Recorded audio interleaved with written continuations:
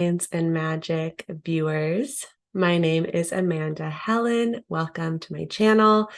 I love to talk about nervous system care, feminine energy, and how to work in a more delicious and easeful way.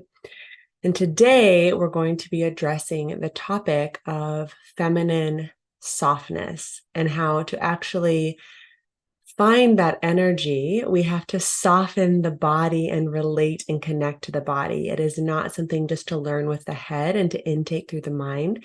It is something to practice and embody. And I'm going to talk about that. I always like to bring examples in from nature. When I think of feminine softness, you can think of like a cozy blanket, of course, but the best example in nature are bodies of water and their containers. So when thinking of how a river flows, there's no rigidity in a river. The river is the feminine energy, and it flows, it yields, it responds to the riverbed, and the riverbed has rigidity because it's holding that flow.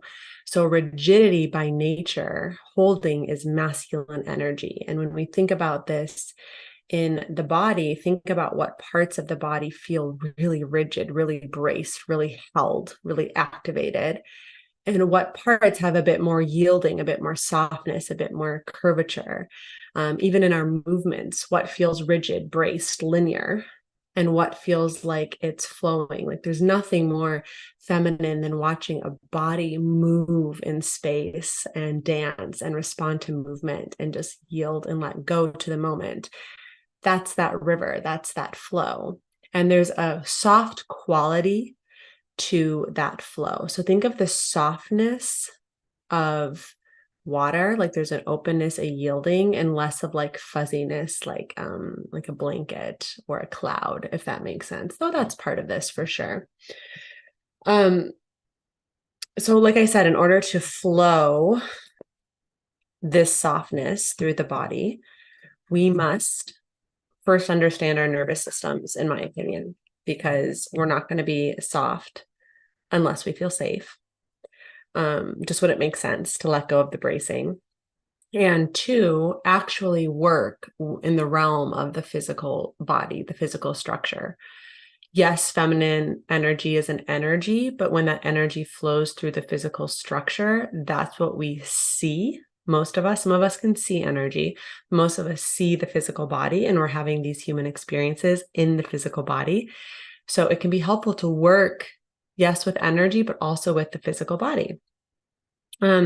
Before I get into how to really embody softness and to practice the embodiment of softness, I want to talk about my new course, literally called Soften. It's level 1. From Nervous System of a Goddess. This is my program. Nervous System of Goddess will have 4 levels as of now. Maybe I'll add more, but the first level is called softness. And I offer nervous system education, the different branches of the nervous system, and then how to apply that education into the body, how to shift the body out of a state of fight or flight, out of a state of survival, and into more of a state of rest and digest and yielding. And I actually use yin practices and meditations to help with this softening.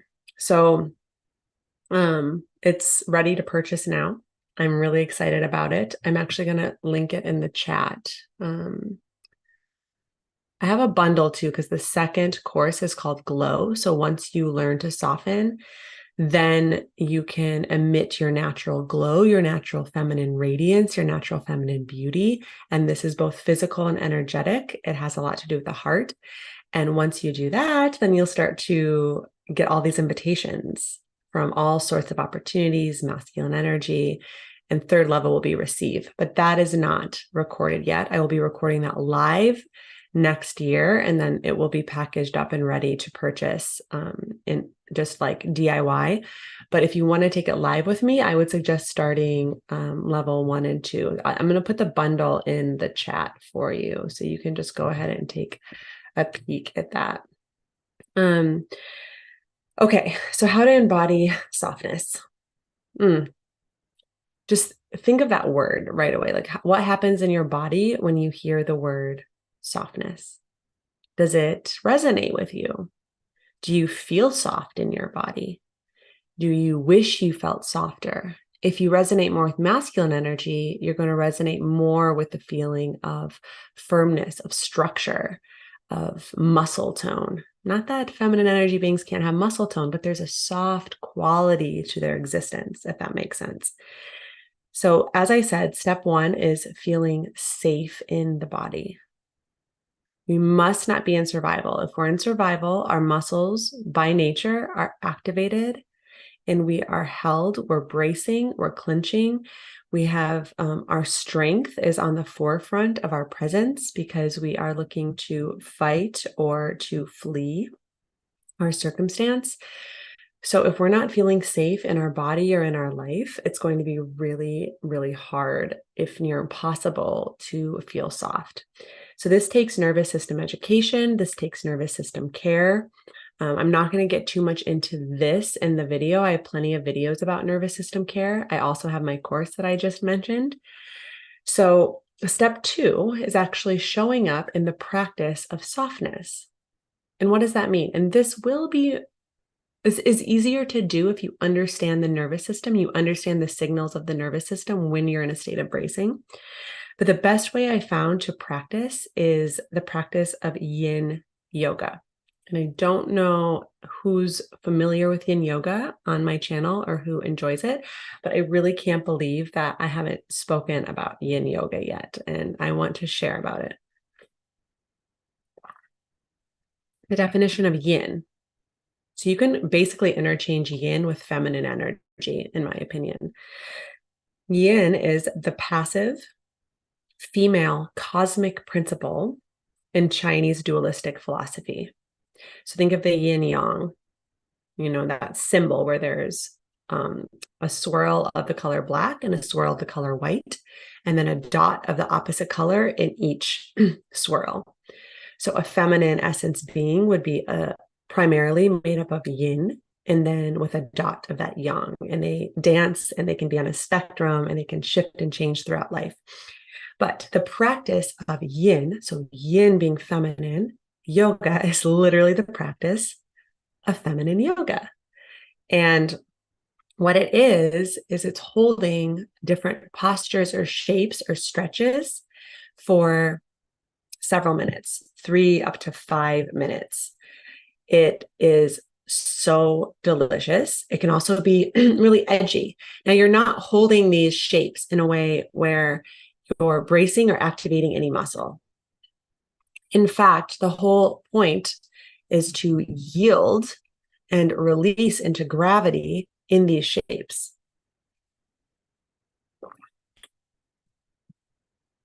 And as you release into gravity and you soften, you are practicing the state of softening. You're receiving gravity, you're melting into a shape, and you're holding it without doing anything. So if you're familiar with yoga postures, you're not going to do, for example, a warrior 2 pose and hold that for 3 to 5 minutes, because what that's doing is it's activating the muscle tissue, and then you're holding the muscles and you're really building strength. Yin is about softening and releasing and letting go of muscle activation to access the connective tissue. Connective tissue is also known as fascia, or fascia, however you want to pronounce it. And it is a web of tissue in the body that holds our shape. It holds our form. It is amazing. I went to school for Rolfing, and Rolfing is a type of modality that does hands-on work with fascia. The practice of yin yoga targets the fascia. So over time, this web, you can think of it like a wetsuit in the body. Like you pull in one area and it could completely influence another area. Or it's like a big cobweb, right? And it's how we hold ourselves.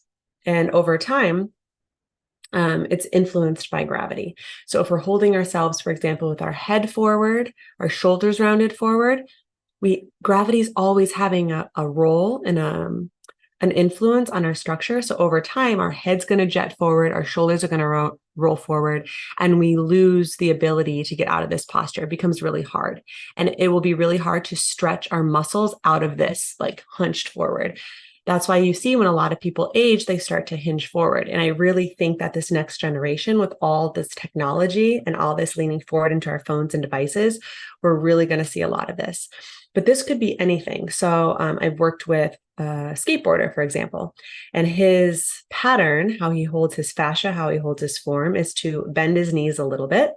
And he thinks he's straight because when he's skateboarding, his knees are a little bit bent so that he can absorb the impact from the ground. And the idea is that there's not a right or wrong way to stand or to be in the body, but we want to have freedom. So we want to be able to be in different shapes and different structures. We want that fluidity. We want to be the river. We don't want to be stuck in a certain shape.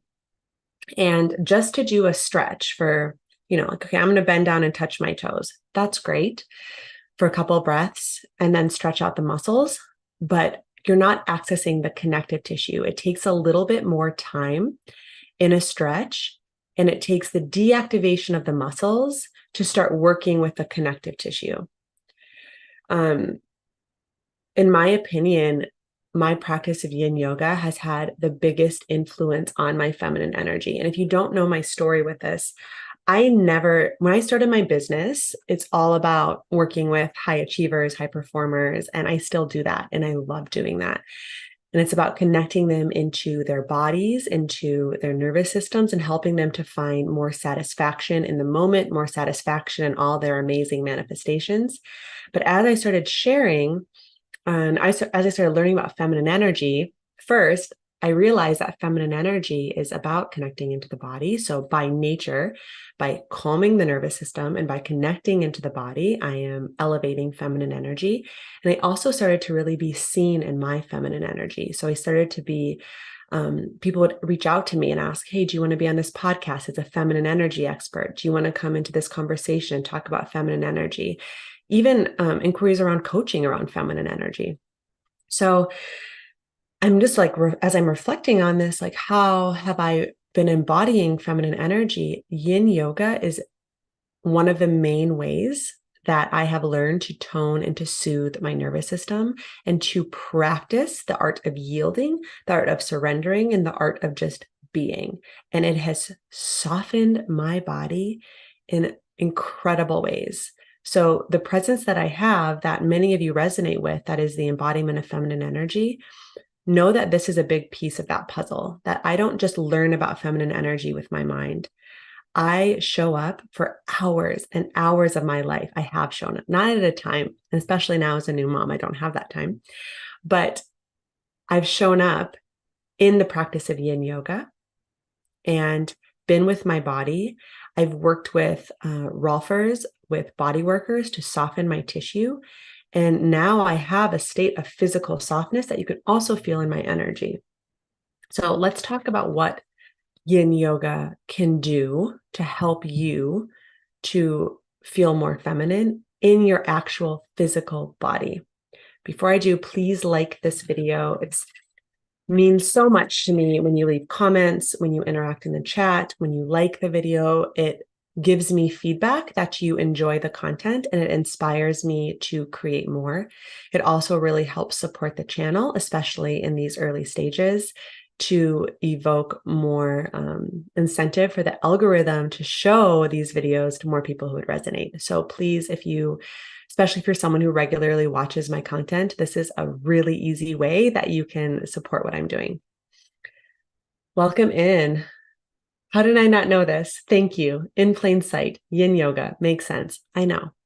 I was even thinking, why have I not spoken about this yet? Like, it's one of those things that's so obvious to me and that I bring into my work with my private coaching clients. And that's obviously in my Nervous System of a Goddess course, but I've never done a video talking about why yin yoga is important for the embodiment of feminine energy and why working with the connective tissue specifically is also important. And it is totally my area of expertise as someone who studied the connective tissue and has a certification in working with it with my hands, as well as 10 plus years of teaching yoga. So It just needs to be addressed. And welcome in. Say hi if you're live right now and where you're tuning in from. So, the practice of yin yoga evokes feminine softness. I came up with 5 ways that it does this. 1, it literally results in the yielding of our connective tissue. So, this is the physical body aspect of it. And when the connective tissue has the practice of softening, we start to hold our posture in different ways. So, an example of this, like let's say that I have so much tension in my neck. And I do want to say, before I get into this, yin yoga is a bit different than restorative yoga. So they're both really slow practices. And restorative yoga is also a practice where you hold for several minutes at a time. You use a lot of props in restorative yoga, and you can definitely use props in yin, and many people do, to help bring the ground up towards them. But the purpose of restorative yoga is to support the body as much as possible, really so you can yield to gravity, but not to create so much of a stretch as in a support system so that your parasympathetic, your rest and digest system can turn on and you can just actively rest, right? That's the idea of restorative. Yin yoga is how can I hold a posture, access a stretch or a sensation in my connective tissue, and then be with that sensation. So yin yoga can be a bit edgier and even activating and uncomfortable. And we'll talk about why this practice of being with discomfort can actually be really helpful when learning to embody feminine energy. Restorative yoga is very feminine as well, but there is a difference between the two. There's also overlap. You can experience restorative yoga postures and practices in a yin class. So they kind of dance with each other, but think of yin yoga as something that can be a little bit more activating. Is yin yoga okay if one has herniated discs and still not much muscle tone? Should one build more muscle first?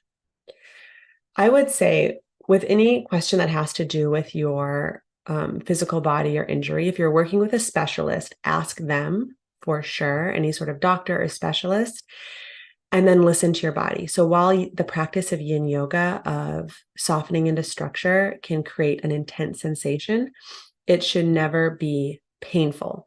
So if you're doing a posture and you're releasing into that posture and you start feeling pain, which is different than intensity, then you should definitely back away and back out. As far as not having much muscle tone, yin yoga doesn't work with muscles. In fact, you should completely disengage your muscles when releasing into these shapes and into these postures.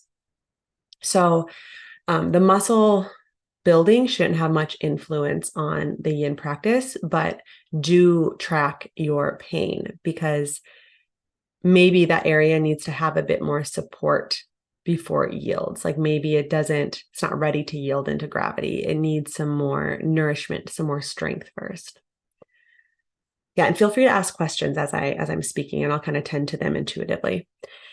So, like I said, if you want to have a softer body, and it doesn't mean not toned, this doesn't mean flaccid, this means like a softer quality to your muscles. I get muscle really fast, and I actually have a pretty toned physical structure. I just always have, and I think it's because I'm naturally more lean, so my muscle comes through.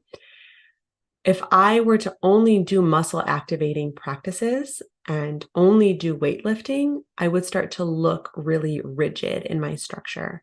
Really, and again, if that resonates with you and you're in a female body, that's amazing. Go for it. But if you want to have more of that soft quality in your presence, yin yoga can help to counteract that ready to fight, ready to pounce, like strong, activated presence.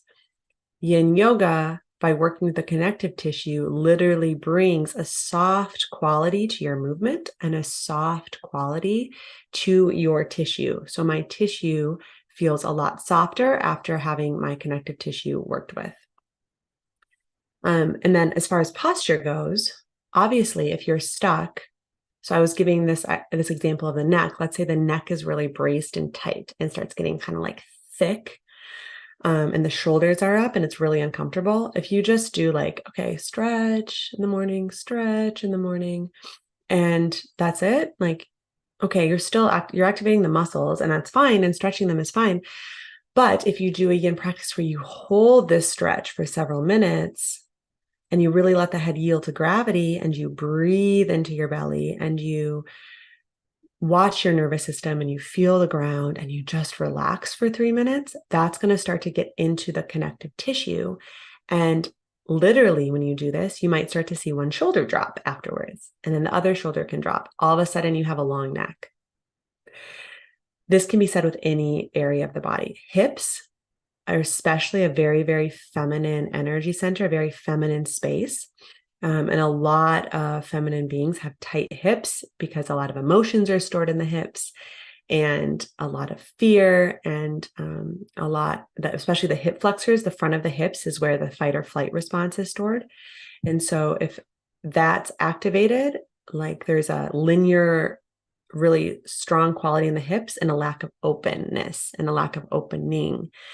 And so doing a yin yoga practice, yes, you can stretch your hips a little bit, doing muscle stretching. But if you hold a stretch, let's say butterfly pose for 3 to 5 minutes, you're going to start working with that connective tissue. You're going to work through some of those sensations that are coming up, track your nervous system, and then the tissue is going to respond so that as you start walking, you start to get some of that flow in your hips. It's no longer pulled in and up. You're able to relax down. And this has been the case for so many of my clients practicing yin. They come back to the same practice over and over and over again, and they feel this soft quality now in their hips. And they find themselves getting more flexible in a way that if they were to just stretch the muscles, it wouldn't be the same. It's just a different system. I hope this is making sense. Please let me know if there's any questions. I hope I'm describing it in a way where you can kind of put the pieces together. So then another thing with posture, this idea of feminine grace, right? Like you have that posture where you're leaning forward, your neck is tilted forward, your jaw's braced and clenched down. Like that's not a very feminine, soft, open way to be. And so doing the shoulders are rolled forward, especially doing heart opening postures where, for example, this might be more of a restorative meets yin. You lay down on a bolster and you open the arms up. And so your spine is resting on an elevated cushion, and then the arms open, and you can hold that for a long time, right? Like 10, 15 minutes. And it's working all of the bracing that's right here between the arms and the chest. And then all of a sudden, your heart can start to open and you can start to be more heart forward in your experience, like in your literal physical body. Okay. So that's why this is really important to attend to the actual physical practices of feminine energy and not just think about it, because you're not going to think your way into softening your connective tissue. You have to go into the physical. And honestly, that's the feminine way, is going into the body and through the body, not elevating out of the body. That's the masculine way. Feminine energy goes through the body, the experience of the body, the experience of this density. And then you can track the nervous system and track your metaphysical experience through the body. Okay, second way that the practice of yin yoga really, really helps to embody feminine energy is by offering more fluidity and freedom in your movement and posture. So a lot of times when clients come to me and they're like, oh, I need to sit up straight and pull my shoulders back. And this is the right way to stand and the right way to be. So what I always say is there's no right or wrong way to stand or to be in the body. But what we all want is the practice of options. And this is very trauma sensitive too, because in trauma, when we experience a traumatic event, there's often not other options. And so when we feel more options in the body, We have more freedom. And who doesn't want more freedom? Freedom for how we decide to stand. So if my pattern is to be hunched forward, neck out, and that's kind of how I exist, and I'm stuck here, and this feels straight to me over time, right? Like if this is where I'm used to being, that this is me standing straight. And then I start to open up this tissue through practice, whether it's hands-on work with a practitioner or whether it's doing yin yoga practices. And I'm like, wow, now I can stand up. But I also have the option of being here if I'm feeling lazy. So now I have this option and I have this option. And then when I'm moving, I have more places I can be in my neurological field. So then think of dancing. Then as I'm moving, my body is coded to be in all the spaces in between and not just one or two places. It's like the river in the riverbed. There's freedom, there's flow, there's the ability to be in different spaces. The hips can be pulled in and up. If they don't feel safe, they can be rigid, they can be linear. But if they feel safe, you now have the option to rest it down, to widen the hips, and to even move them from side to side because you worked with the connective tissue. So you have the ability to be more fluid and to have more freedom of space and choice. Wow, thank you for this. You're so welcome. I know you can, as you can tell, I love talking about connective tissue. That's why I can't believe I haven't done a video like this yet. Would this practice be good to prepare for labor and delivery? Congratulations if you're preparing for one soon or in the near future. I just went through that. It's interesting because the hormones that are flowing through the body before birth are already really softening the body. And so if you're someone who's really flexible, like I'm very flexible, so I had to stop doing yin yoga when I was pregnant, especially second, third trimester, because of the holding, it can cause you to overstretch if you're really flexible, especially. So your body's already doing a lot of that work. And you want to think more about, like, one thing that I did to prepare for labor and delivery is I did a prenatal Pilates class. And I talk about this in my video about second trimester, my gentle pregnancy. And it activated my core while softening my pelvic floor. So I worked on that differentiation and I actually had a really smooth birthing experience because of that. I did some restorative yoga, but I was careful not to overstretch because I knew my body was stretching already. And that, with the hormones running through my body, it might cause injury. So thank you for asking that question. And the course I did was called Bell Method, Belle, and then Method. Look them up. They're amazing. It's their prenatal push prep class. So the third thing that yin yoga does to evoke more of an embodiment of feminine energy is it lowers your reactivity to life, because you practice on your mat in these postures, attending to stored triggers and trigger responses. So let's say I'm holding a lunge pose, which means one of my legs is stepped forward and the back leg is extended back, and I'm resting on my hands on the ground, like literally like a lunge, like I'm about to lunge forward. I can drop my back knee. This is often a very, very edgy posture for many people. And that's because it's targeting that front of the hip response, that fight or flight response. And it's also targeting kind of the inner thigh of the other area. And I'm holding it, and around 2 minutes, I start to feel really uncomfortable. Like I notice that my jaw is bracing, that my forehead is tightening, and I start to feel the stress response come up in my body. I can start to feel myself want to step back and to flee and to get out and to fight. And I get really agitated. And so, like I said, yes, you're just holding something for 3 minutes, but I find that a lot of my clients find that these postures can be really challenging. So in this moment, this is where it helps to have nervous system education. I put the link for my Nervous System of a Goddess course in the chat. It's also in the description of this video. In that moment, you start to say, okay, interesting. My heart rate's increasing. My jaw's clenching. I'm activated. Hello, stress. You're here. I see you. So right away, you pull your consciousness out of the experience, and then you let yourself know you have a choice. So again, trauma sensitivity. I can back out of this pose, or I can choose to stay and see what's here for me. And I can choose to invite in more consciousness, presence, and a felt sense that I'm actually safe in this moment, and that this is some sort of response that is stored in my system, that's stored in my tissue. And then you just sit with it. And I'm not saying this is easy, but this is where you deepen your breath. You try to soften your forehead. You try to unclench your jaw. And you just let yourself be. This is a trigger.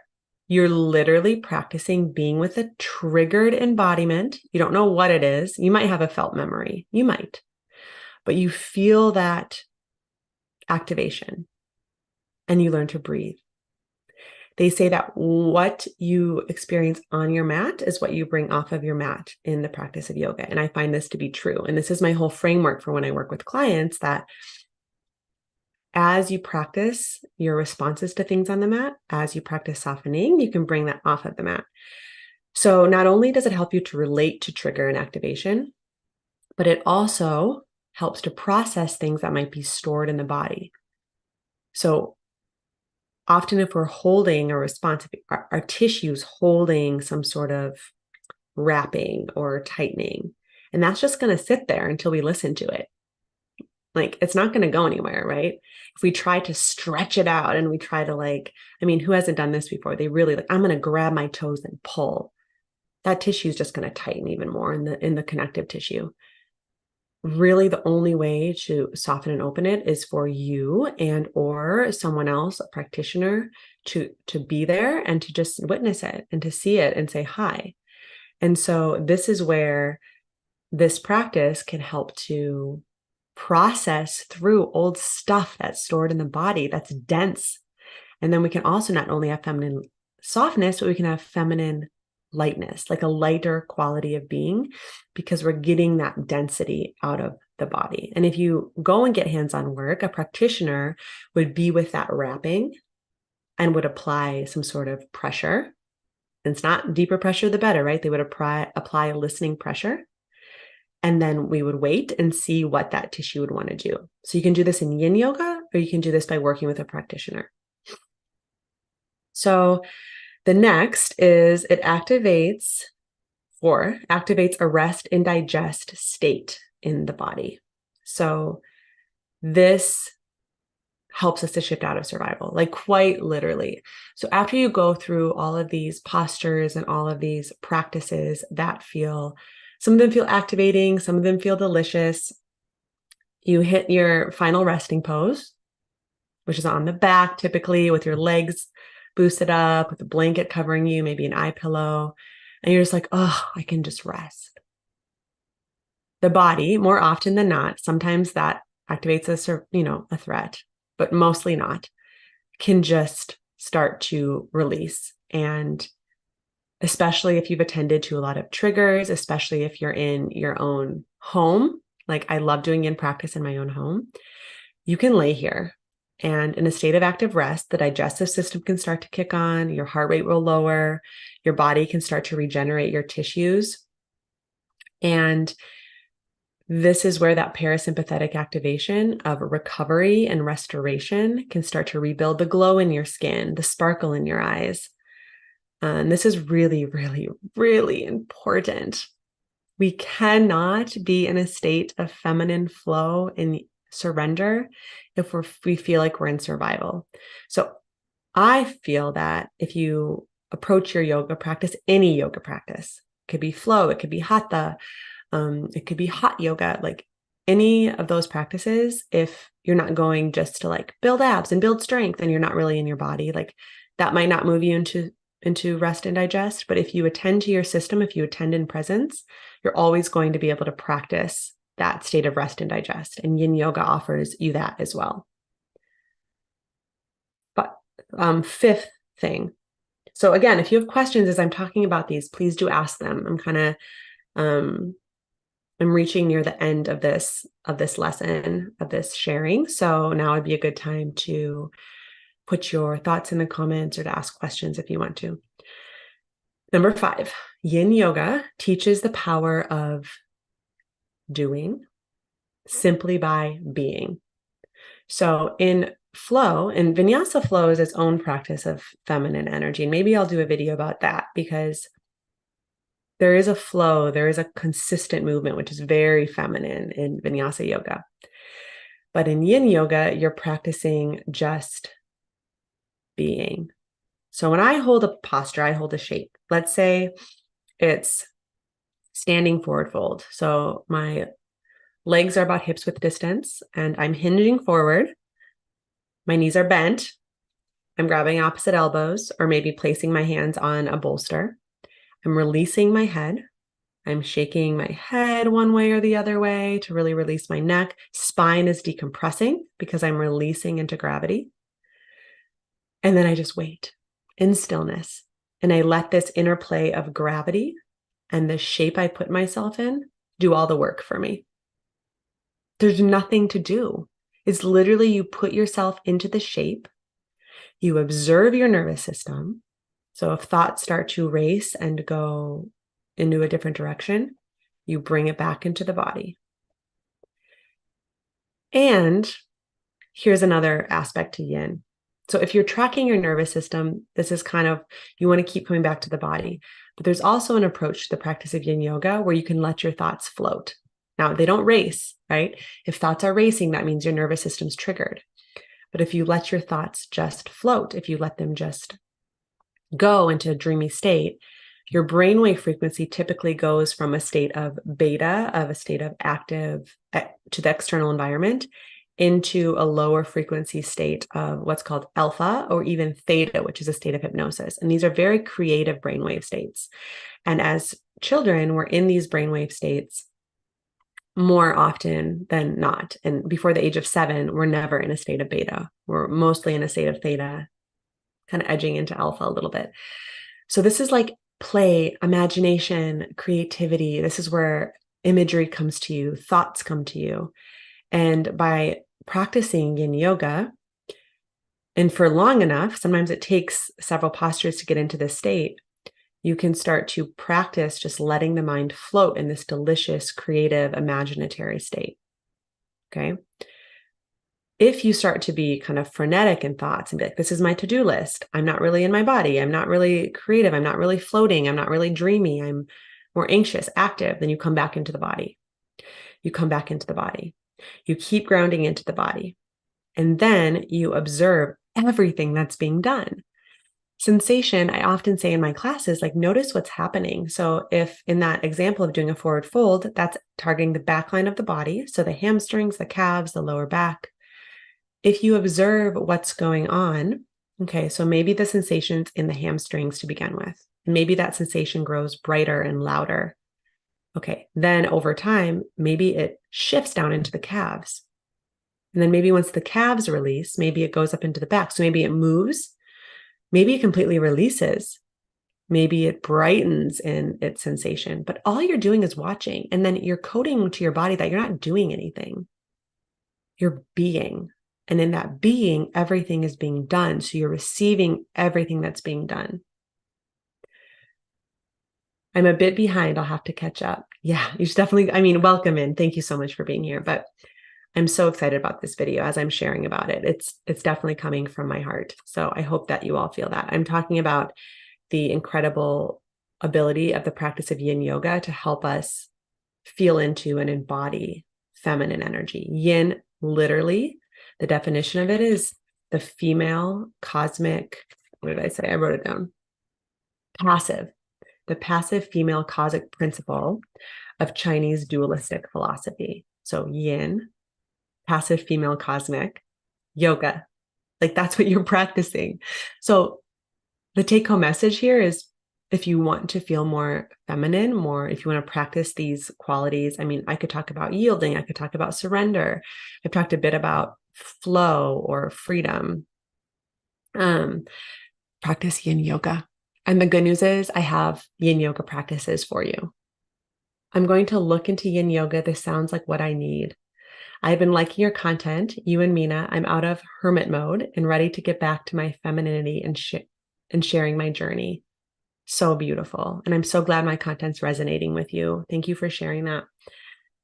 So this time of year, I mean, whenever you listen to this, if you're listening to this in the middle of summer, it's always a good time to practice yin yoga. But if you're in the Northern Hemisphere, and you're listening kind of around the time I film this video, now is a really delicious time to practice yin because according to the seasons, we're in the yin half of the yin half of the year. So it's going to become, yes, like winter, the colder, darker half of the year is the yin half. And then as it becomes darker, all the way up until winter solstice, it's yin quality. So it's double yin quality right now, which means it's a really good time to go inward and to observe. Like there could not be a better season to do this. So I have a series of yin practices that I have recorded, and it's called Full Body Melt. I have linked it up in the top of this chat and pinned it. And if you use the code MELTME, you get 30% off. So this offer expires next Wednesday in a week on the 29th, this 30% off offer. I love these classes. It's 7 classes and I go through the entire body. So one of the classes is only targeting the legs, though obviously the shapes are going to access the flow of tissue, right? It's all connected, but the idea is to put your consciousness into your legs. And then one class is all hips. One class is all belly. We have one for heart. We have one for throat. I think we have one for crown. And then we have a full body class. And for each class, each practice, there's 60-minute practices. And I did this on purpose. I think we don't give ourselves enough time these days. And I get it. Sometimes we don't have enough time. If you want shorter yin practices, they're in my Nervous System of a Goddess course. I have like more 20, 25-minute practices. But each of these practices are 60 minutes and they're paired with reflection questions. So the idea is to bring conscious awareness into the body and then reflect on your relationship with these spaces. It is so good. And then if you want that nervous system care or support, if you want to understand your nervous system, purchasing softness would be a really good complement to that. So I'm going to put that in the chat too. I put the bundle in the chat, but I'm going to link. It's level 1. So that would be a great thing to do. So you kind of like learn about the nervous system and then you practice embodying the nervous system. You could just get softness, and there's yin in there as well, and restorative yoga in there. So it's really, really good. But I'm telling you, this Melt With Me yin series, and it's a steal right now with that 30% off, would be an amazing treat to yourself in this season, especially if the last half of the year with the holidays, kind of coming into the new year, there's like this dichotomy. It gets really busy, but our bodies won't rest. And this is like, okay, I'm going to schedule these and I'm going to do them on my own every Monday night. I'm going to give myself this gift of deepening into my body and actually softening and practicing feminine energy. Like if you're someone who's just been in your head and like intaking all this information about feminine energy, but can't seem to bring it in, I'm telling you, try yin yoga. Like that is what I've been doing. And I get seen so much in my feminine energy and I get so many comments and compliments about my presence. And this is what I do. So I have yin practices for you and I love sharing them. I think that's all I have for you. Again, please like this video. Please share it with anyone who you think would resonate. And please subscribe. You can hit the bell for when I go live again.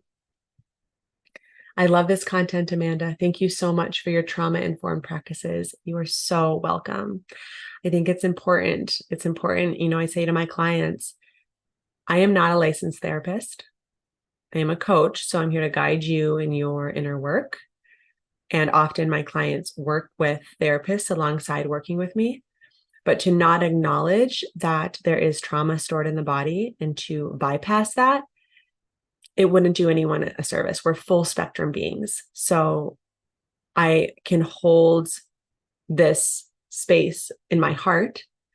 And I think it's really important to know about the nervous system so you know when it's time to ask for help and for outside support from a specialist. But there's a lot you can do on your own too.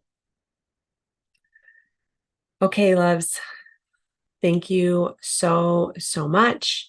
Please let me know if you have questions. I hope that you have such a beautiful end to your week. I hope to go live again early next week. Hit that bell if you want to interact with me.